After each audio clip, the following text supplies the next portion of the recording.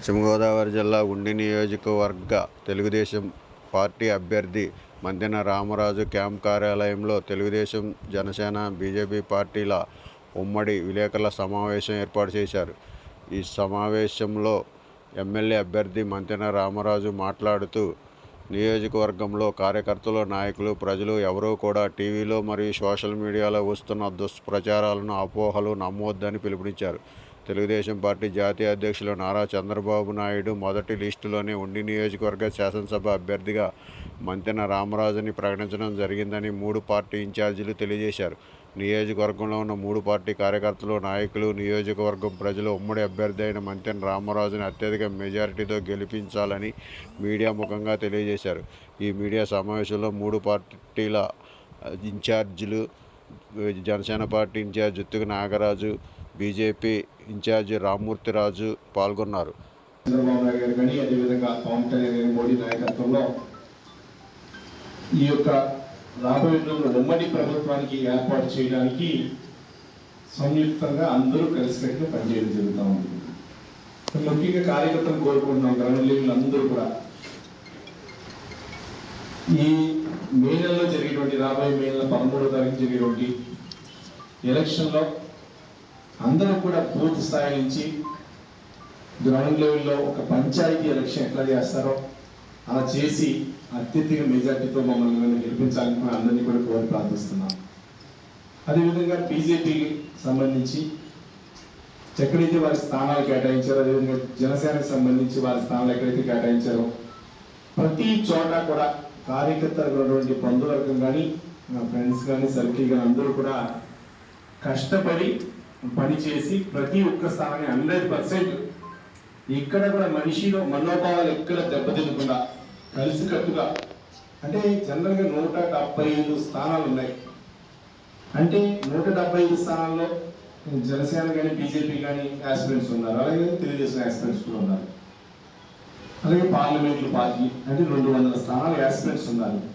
కానీ అవకాశం వచ్చింది 600 మందిలో 200 మందికి మాత్రమే వస్తుంది. ఇంకో 400 మందికి అవకాశం రాదు. కాబట్టి ఆ 400 మంది కూడా ప్రతి చోట కలిసికట్టుగా, ఒక పక్క తెలుగుదేశం, జనసేన, భారతీయ జనతా పార్టీ ఎవరు మనోభావాలు దెబ్బతినకుండా పార్టీ యొక్క సిద్ధాంతాలు కట్టుబడి, సిద్ధాంతాలతో పాటు మన యొక్క రాబోయే ఉమ్మడి ప్రభుత్వాన్ని ఏర్పాటు చేయాలని చెప్పి ప్రతి ఒక్కరూ కష్టపడాలని చెప్పి మేము కోరుకోవడం జరుగుతుంది. ముఖ్యంగా గత 5 సంవత్సరాలు చూస్తున్నారు అందరూ కూడా, ఏదైతే భారతీయ జనతా పార్టీ కేంద్రం నుంచి వచ్చేటువంటి నిధులు, ఎన్ఆర్జీఎస్ ఫండ్స్ కానీ, అదేవిధంగా 14-15 ఫైనాన్స్ నిధులు కానీ, ఎన్నో స్కీమ్స్, అన్ని స్కీమ్స్ కూడా ఈరోజు మన గ్రామాన్ని కూడా హౌసింగ్ స్కీమ్ చూస్తున్నాం. అందరూ కూడా ప్రతి హౌసింగ్ స్కీమ్ కూడా కేంద్ర ప్రభుత్వం యొక్క సహాయ సహకారాలతో ఇక్కడ డెవలప్ చేయడం జరుగుతూ ఉంది. రైతు భరోసా కేంద్రాలు కానీ, హెల్త్ క్లినిక్ కానీ, సచివాలయాలు కానీ, ఇంటర్నల్ రోడ్స్ కానీ, డ్రైన్స్ కానీ, ఎంపీ ల్యాడ్స్ కానీ, అట్లా అన్నీ కూడా చేయడం జరుగుతూ ఉంది. కాబట్టి ఈరోజు చంద్రబాబు నాయుడు గారు కూడా ఎన్డీఏలో భాగస్వామ్యం అవడానికి ముఖ్య కారణం మన రాష్ట్రానికి చాలా అప్పులతో కూడినటువంటి పరిస్థితి ఉంది. ఎంతో అప్పు పెరిగింది. ఈ అప్పుని నుండిగా రాష్ట్ర ప్రభుత్వాన్ని డెవలప్ చేయాలంటే ఎంతో కేంద్ర ప్రభుత్వం అవసరం ఉంది. తద్వారా ఈరోజు మోడీ గారి నాయకత్వంలో, పవన్ కళ్యాణ్ గారి చంద్రబాబు నాయకత్వంలో నాయకులు ఒకసారి ఆల్రెడీ అనౌన్స్ చేశారు,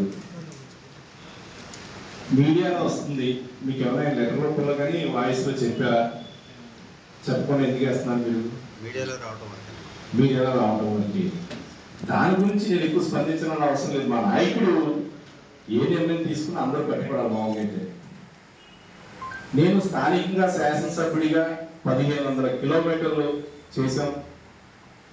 డోర్ టు డోర్ క్యాంపెయిన్ మీకు కూడా తెలుసు, అందరూ చూశారు. డోర్ టు డోర్ క్యాంపెయిన్ చేయడం అంటే మెట్టికి దిగడం.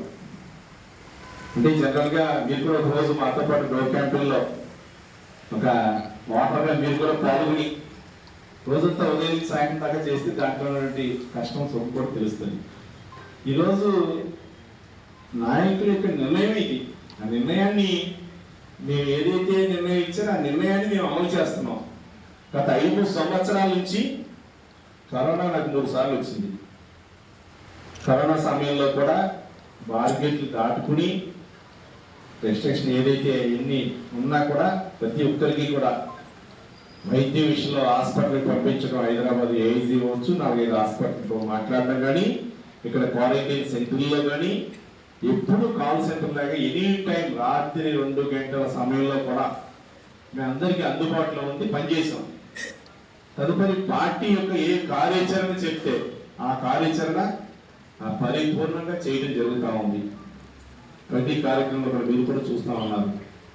అందులో భాగంగా ఏ కార్యక్రమాలు అన్నీ కూడా చేయడం జరుగుతుంది. తద్వారా ఈరోజు మళ్ళీ స్థానికంగా ఈరోజు మన రాష్ట్రంలో ఉన్నటువంటి తెలుగుదేశం పార్టీ ఎవరైతే శాసనసభ్యులు ఉన్నారో వారందరికీ కూడా అవకాశం ఇవ్వడం జరిగింది. అందులో మీకు ఏమైనా డౌట్ ఉంటే మా నాయకుడిని అడగాలి. నాకైతే డౌట్ లేదు, మా నాయకుడికి చెప్పారు, దాంట్లో ఎక్కడ ఇబ్బంది లేదని చెప్పి మీకు తెలియజేసుకుంటాను.